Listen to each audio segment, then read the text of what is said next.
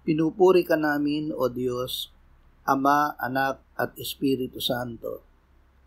Salamat, Ama, na ibinigay mo sa amin si Jesus na iyong anak, na namatay para sa aming kasalanan, iyong muling binuhay, iniakyat at inluklok sa iyong kanan sa langit.